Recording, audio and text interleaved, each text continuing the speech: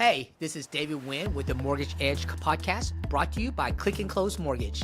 Today, I got a top-tier realtor from Houston, Texas, Andreas Zilveti. Andreas, welcome to the show. How you doing, brother? Hey David, I'm doing great. How are you? Good, good. So, you're a Houstonian right now. I've been around the industry for my whole life. I'm a third generation realtor. So my grandfather was a broker in Austin, my dad's a broker in Austin, and when I moved to Houston, didn't really know what I wanted to do. And since I've been around it my whole life, I did social media for brokers and for agents, and just kind of been through my career and through my childhood, just been around it a lot. And so I just kind of loved being with people, loved seeing the smile on their faces when you give them that key. I experienced that as a child, and as a teenager, so it just kind of came naturally to me. So I've been in the industry forever, licensed just for a couple of years. Well, licensed for a couple of years, but it's definitely in your DNA because you're definitely not putting up rookie numbers. You're killing it out there.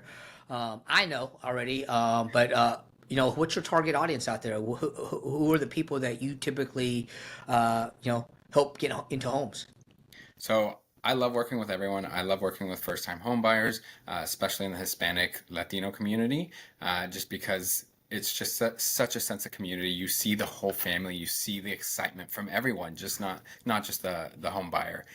But I'm all over. I help everyone that needs help, right? I'm not gonna tell you no because the price is too low or too high or whatever the case might be. I'm there to help because that's what makes me happy. That's what I'm passionate about, is getting the right place for the right person at that time in their life, because that changes, as you grow up, as you mature, your needs mature, your needs change. And so I'm here to help everyone.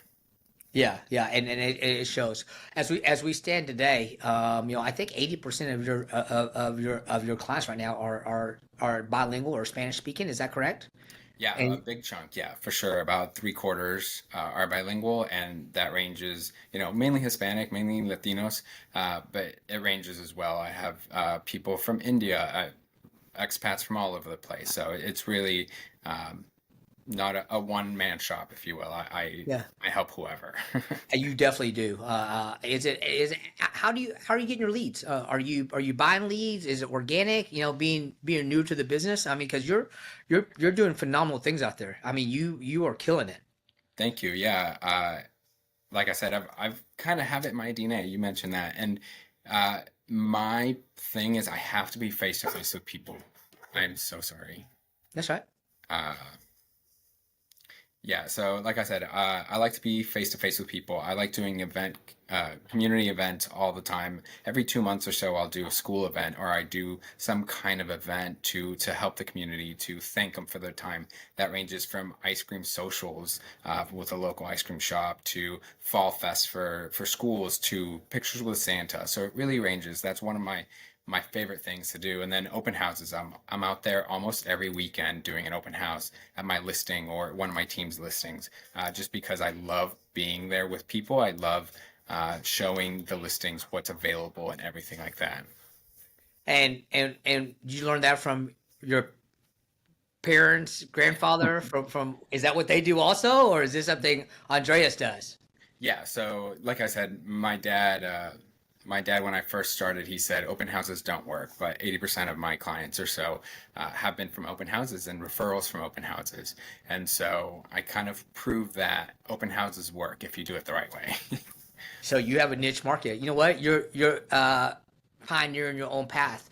Let's talk a little about your heritage. You said your grandfather was a broker in Austin. Your father is a broker in Austin also, Yeah. and you were born in Guatemala, right? That's correct. So my family's kind of all over the place. I was born in Guatemala many, many years ago. Moved when I was six to Austin, Texas, and then moved to Houston for college. But my mom's Colombian, love Colombian food, the Colombian heritage, culture, everything. I really relate to it. I actually, when I go anywhere, people ask me if I'm Colombian just because my accent. I grew up with my mom and everything very close to her, so it kind of rubbed off on me, right? My dad's Chilean. My grandfather's Bolivian. We're kind of all over the place. So have a lot of background, different cultures and everything within me. So That's awesome. That's awesome. Yeah, Nicole, my wife, calls me her South American mutt just because there's so much there. Yeah, yeah, that's awesome. So, being in the business 2 years, I mean, you just hit the ground running. Is it? Tell me about your social media background. Has it helped you generate leads at all, or the new era age of marketing? Talk to me about that. Yeah, so if you check out my social media, which I encourage you to do, you'll see that I post a lot about houses, not a lot about myself, because I truly think it's not supposed to be about me, right? It's supposed to be about the right house for the right person. I love celebrating my wins and everything like that, but I like to do it a little bit more privately. And so if you see my social media, it's promoting my listings, promoting my clients, sharing their wins, sharing the events that I do, because that's what I like to do. I like to give back to the community with those events. And so my social media is a little lacking, to be honest with you, but it's a good way to share people's wins and share the listings and everyone that I'm helping. It's not about me. That's you're very humble, Andreas. Very very humble. That's probably what makes you such a great realtor. With that being said, let's talk about the Houston market. Tell me about the Houston market. It's booming. It's been booming for a long time. Yeah, we're lucky in Houston, right? We have a very stable market in terms of for investors, for first-time home buyers. You always see that appreciation. We have those big industries. The healthcare industry is huge here, the oil and gas. So there's always people moving, always either moving within Houston or a lot of expats come here from all over the world to fit a community, right? To find where they fit in. We have a huge community of Vietnamese, of Colombians, of Venezuelans, from Africa, all over the world because their communities are here. So it's a great first step. And then you get comfortable. Houston is such a great place because there's so many things to do, so much culture, so many museums. I love the zoo, just so many amazing things to do. And with the Houston market, we see appreciation, especially because we have places to grow. So places like Brookshire and Fulshire, further out, Katy, are growing like crazy because we need those homes. So they're building them, and it's great to see for sure. Are you seeing a lot of transplants move to Houston, or is it more just people in the Houston area moving around? So I think I saw an article, I think yesterday or today, that I saw that Texas is the number one state in terms of people moving into because it's such a great place. And Houston, being one of the bigger cities, of course, is seeing a huge chunk of that.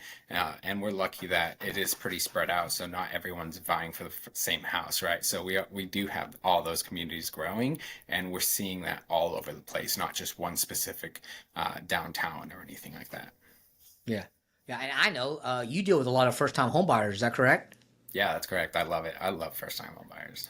What what do you tell these people that that say affordability, interest rates that are all time high, housing's at all time high, but yet first time home buyers, the average age now is 39 years old. It keeps getting bigger and bigger and bigger. But what I do notice is immigrants. Especially a first generation immigrant, didn't have the ability to buy houses in their country, but yet here it's the American dream, and that's one of the first things they look at. So let's talk about that. Yeah, I mean, it makes me so proud for people to see them. I was showing a house for this young guy. He's 20, right? 20-year-old. And he's saved up enough money to buy his first house. Like, how amazing is that for his whole family, right? It's not just about him, it's about his community, his family. It's just so amazing to see someone setting up themselves for future success and a legacy, if you will. Like he plans to buy, I mean, we were talking, he plans to buy rental properties as well so that he can have his family, his parents, and his future children have that steady income coming in without working as hard as he is so that he can give something back to his family. So it's Yeah, amazing to see. housing is it's all about building generational wealth. That's what we talk about in housing, right? You have to build the ability to build generational wealth, not just for you, but for your legacy and for your family to pass on down there. Yeah, and you asked about the interest rate. I mean, the interest rate, yeah, it's a little tough right now, but when you see the house that you want or the house that you need, that interest rate, uh, doesn't really matter as long as you can afford that monthly payment, because you can always refinance, you can always make it work as long as you're comfortable with that monthly payment. There's always ways to fix it in the future. We were seeing 2-3% interest rates, which were crazy. It was a historical low. And so now people are stuck with that idea of, we need to have a low interest rate, but you really don't. As long as you're comfortable with that monthly payment, that's what matters.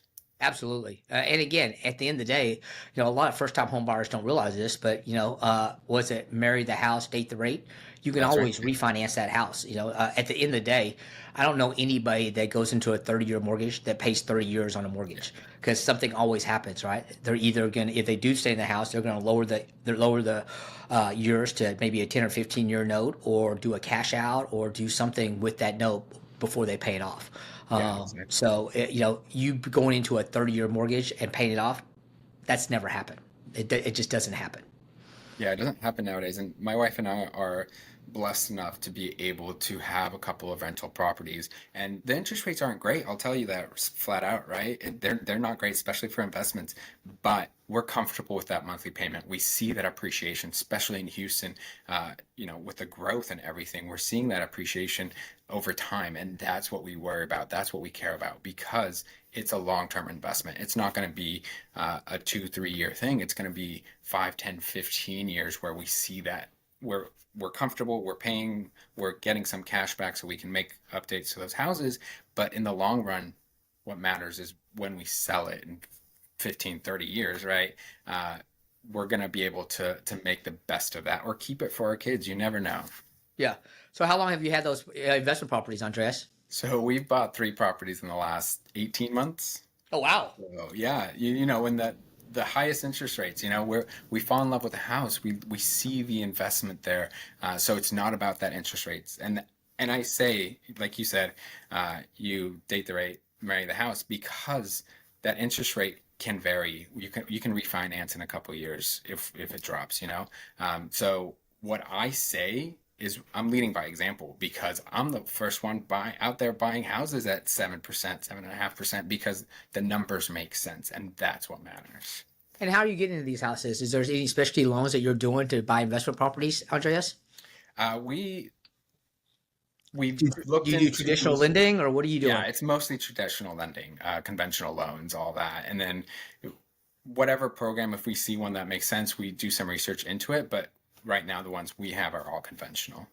That's awesome, brother. That's awesome. So not only are you a high volume real estate, but now you're an investor. I see big things for your future. So let's talk about that. Let's talk about the wife that you were talking about. You want to give her a shout out? How long have y'all been married? Yeah, we've been together for 12 years, married for 7 years. Congratulations. Thank you. Yeah, she's my whole world. That's awesome, brother. That's awesome. Well, as we sit here, it's Friday, December 20th, 4 days till Christmas, end of the year.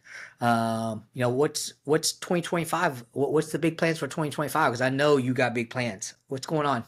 Yeah, no, that's a great question. My short-term goal is to get to the closing table in 2 hours, I have one last closing for the end of the year. It's today, and so I'm excited about that.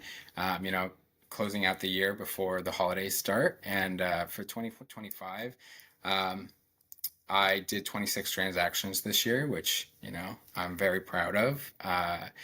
But next year, I'm hoping to make it to 30 or 32. I'm still between the two numbers. We'll see. I'm probably going to shoot for 32, see where I land, but that's the main goal. I'm hoping most of them will come for referrals or events that I do a lot, and then of course open houses are a majority of them. So That's awesome, brother. That's awesome. Well, what did we talk about that we didn't talk about today? Or what should we have talked about today that we didn't talk about today? Because I got to get you to your closing. yeah, yeah, yeah. Something I always like to mention is you need to get the right fit as a realtor, right? You interview your clients as much as your clients interview you, because you need to trust the person on the other side of that closing table. I've had a lot of people that I've referred to other agents, because we don't fit together, right? Our personalities don't really vibe, and that's so important when you're looking at houses. I consider myself to be a very patient person, uh, and I will work with anyone, right? But sometimes there's just something off, right? You don't think the same way. Your personalities just don't mesh, and that's perfectly fine, right? You need to find the right agent for you. And I think it's something that people just get stuck with an agent they used 5, 10 years ago, which might not be the right fit for you anymore. Being, 32 myself, like I understand that's young for the industry, but clearly people trust me because I have that expertise, because I have that knowledge, because I'm able to show them what they need. And I think that's so important for people to hear, because I've heard too many times, oh, I'm just going to use my last agent, which, they haven't reached out to me in the last 5 years since I bought the house, but let me just talk to them. And I'm like, that's perfectly fine. But, we've been friends, we've been talking, give me a shot, right?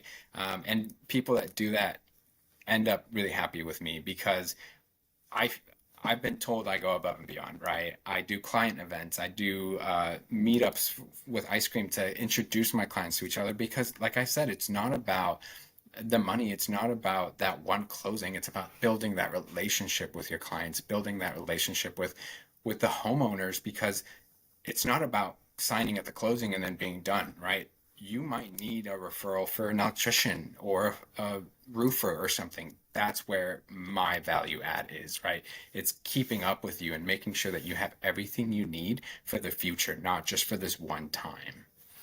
Well, I definitely think that's a pro tip. Thanks for sharing that with us. Well, Andreas, if the people want to find you, and I know they do, because if I'm looking for real estate in the Houston area, how do I find you? How do I get hold of you? So you can always call me. My phone number is 512-590-2855. Text also works. I'm on Instagram, TikTok, Facebook, LinkedIn, everything you can imagine, I'm on there. Usually Andres Zilveti, just very simple. And then for my Latino followers, mi número es 512-590-2855. Me pueden encontrar en Facebook, TikTok, Instagram, todo. Hablo español, soy guatemalteco. Mi madre es colombiana, mi padre es chileno. Entonces, lo que necesiten, aquí estoy. And if you're listening to us live, you saw that go across the lower thirds, and that's how you can find Andreas. Well, Andreas, thank you for being on the show today. Hopefully, we can get you to your closing on time. Yeah. My name is David Wynn. I'm with the Mortgage Edge podcast. Thanks for being with us today, folks. Bye, guys. Thanks.